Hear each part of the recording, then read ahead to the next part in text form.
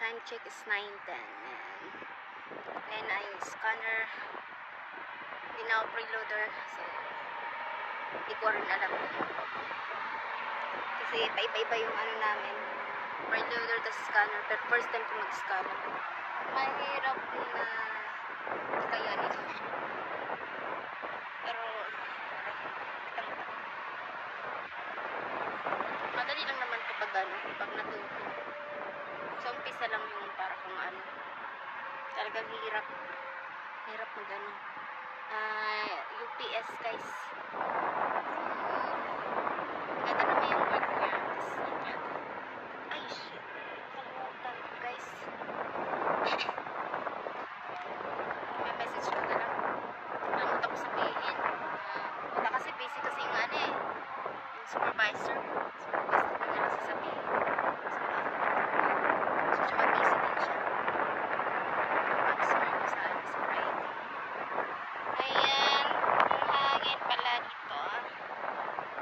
Gusto ko mag-waiting area kasi malamig hangin. Ayan, ito na araw.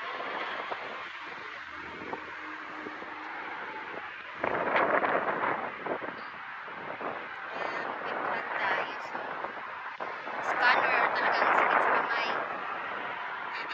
Sa akin din yung mga bag na malalaki nakalagay sa zip na parang ano, magaspang yung lagayan. Hindi ko alam tawag niya yung bag na magaspang. Talagang masakit siya sa kamay. Oh my god. Pero kaya naman. Basta ka ano na yung kaputol. Hindi kailangan, hindi pwedeng mahaba ang ano. Ay, may sugat pala ako guys. Ayan, may sugat ako. Pero okay lang yan kasi pag doon ako sa preloader, talagang ang dami kong pasa. Dito sa paa, legs, dito sa kamay, braso. So, talagang 2 weeks din ako naging, 2 weeks ako naging preloader. So, ayan. Ayan ang UPS. Ayan mga driver. Pwede 2 weeks din akong preloader doon. So, sacrifice talaga, akala ko forever ulit. Thanks God naman. Ibang ano ko, tingnan. Grabing dumi. Ayan. Kaya pala, kailangan naka-black ka talaga, tapos black yung shirts mo. T-shirt, na kailangan naka-black. So, marumi talaga na mga packs talaga nakatambak sa truck. So, mayroong unloader sa itaas ng truck, tapos binababa sa amin, tapos lalagay namin kung anong line na i-scan ko. So sa akin line of 2 tsaka yung T. Line of 2 it means mga 2,000 papataas na yun. So sa akin yun, kailangan kong i-scan yun, kailangan kong kumilos din para meron din line. Tapos kung wala naman dun sa kabilang line na yung sa kanya is line of 1, may scanner din sa kabila. So sa kanya yun, sa kanya yung 1. So pag naka-steady yung ano niya, yung anuhan niya, space niya. So kailangan kong i-loader kahit yung akin, ilalagay ko, kailangan daw tuloy-tuloy yun sa kanya, hindi yung naka-stop. Sa akin okay lang naka-stop kasi mayroon akong mga bag, malalaking bag, so kailangan kong i-unload din yun at i-buksan na kasi or para tingin yung guys. Then guys, thank you so much. Bye. Hello guys, good morning. Okay, napaagat natin yung uwi natin. Nasa 7:21 ngayon ng umaga ng Canada, Ontario. So, hindi ko alam bakit pinahinto kami sa pagtrabaho. Dalawa kami. Hindi ko alam. Kunti lang yung ano ngayon. Sabi naman niya, see you tomorrow. So, we will see. Pagod yung trabaho. So, scanner ako ngayon. pangalawang, yung isang kahapon, preloader ako. So ngayon is, hindi ko maintindihan ng word. Hindi ko maintindihan kung anong pinapasukan ko.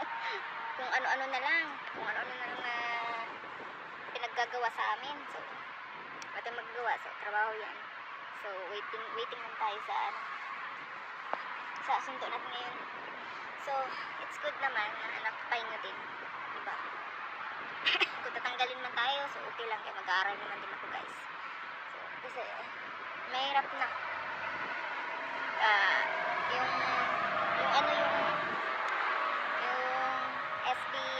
SB ko, alam mo, SB, may supervisor, strict talaga, tsaka, tanda na, so, intindihan nyo ba, may no-post din. So, ayan, UPS, yan. May katakala ko kasama yun yung isang building, hindi pala. Pero hiring din sila, di ko alam kung anong meron doon. Until now, nag-ano pa rin ako, guys, nag-a-apply pa rin ng iba kahit cashier. Kasi itong trabaho na to is pang lalaki siya, guys. So, hindi yung kakayanin yung preloader or yung scanner, mas okay pa yun kasi mas okay pa yun. Pero pag kasi yung scanner, mas mahirap din kasi meron din yung hawakan ng scanner is may pagka matigas yung niya, yung kailangan mo siya pindutin yung maayos yung gagawin para ganyan trabaho, guys. Kailangan talaga siya itingin mo talaga, tapos pag mark yung box, yung sticker na sa itaas, lugod din to yung tagalagay ng ng linya ko inaano niya sunod-sunod niya, tapos yung sticker na sa pinakaitaas ang liit ko. So kailangan kong habulin yung kailangan ko siya sa Bisaya pa itaob pa itumba mo siya ng paplak. So ayun, ganun talaga ang UPS. Kahit UPS, Amazon, kahit anong trabaho, talagang mahirap talaga, pero kakayanin mo. Talaga lang, may lakas yung kamay mo ito. Kailangan may lakas ka. Ito nga, may sugat nga, ayan may sugat talaga yan, ayan. Pag ka, kasi magaspang yung zipper na malaking bag ng sa UPS, yung nilalagay ng mga maliliit ng mga boxes. So, doon nila nilalagay doon. Tapos ako kinukuha ko, tinatapon ko yun. Yan yung update ngayon, guys, sa pangalawa kong scanner. So, hindi ko alam kasi sabi niya, see you tomorrow. Sabihin na, huwag na lang magkita. Pahirapan na naman kami nito yan. Ganyan daw yung SB namin papahirapan ka namin. Pag nagpapasaway ka, papahirapan ka nila. Pero one time naman niya ako nasita. Yung unang scanner ko talaga, nasita niya talaga ako ng todo-todo Siyempre, baguhan pa lang Ganon talaga, kailangan makinig ka. Tsaka yung English din. Diyos ko po.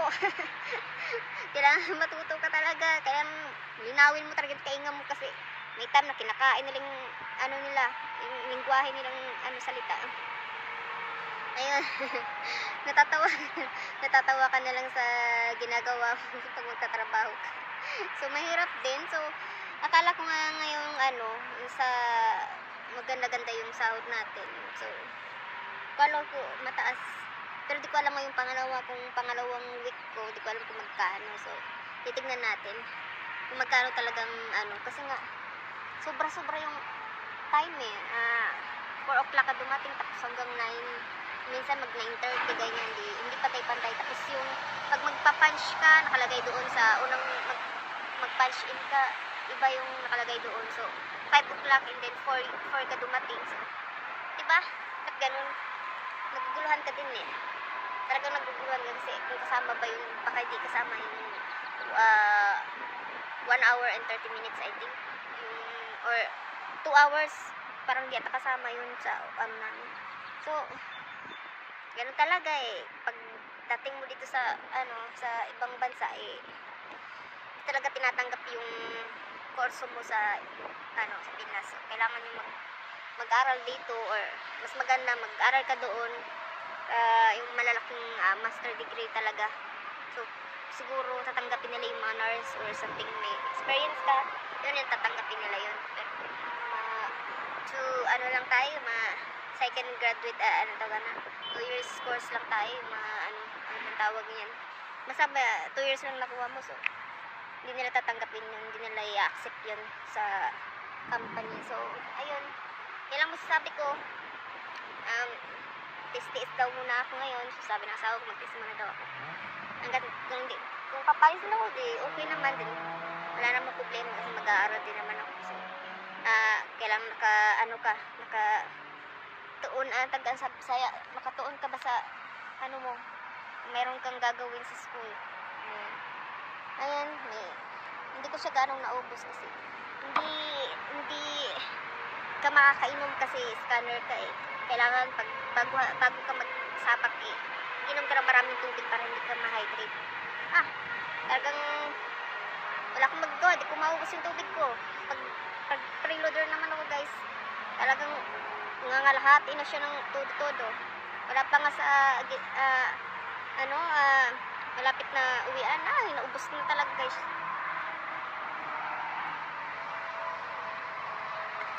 Papayat ka dito guys, sa totoo lang.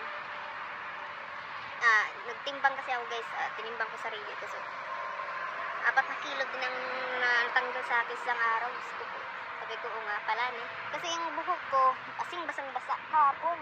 Parang naligo talaga ako ng dito lahat yan. Basang-basa sa pawis. So ngayon, medyo hindi naman kasi nasa lang tayo, 4, 5, 6. Mga 4 hours lang tayo, 4 hours and 30 minutes lang tayo. So walang gaanong pawis sa labas lang talaga. So ngayon naliligo din ako pagdating namin sa bahay. So tagal naman ang guys, sundo. So pintuhan muna tayo ngayon. Okay, ayan, talagang sugat ang mo, dumi sa damit, dumi. So wala naman silang sa damit, wala naman silang mga uniform. So normal lang suot mo. Kailangan talaga yung suot mo is hindi siya puti kasi talagang marurumihan talaga yung mo. Ayan, hindi ko na pala. Ayun, see you guys sa sunod po. Bye.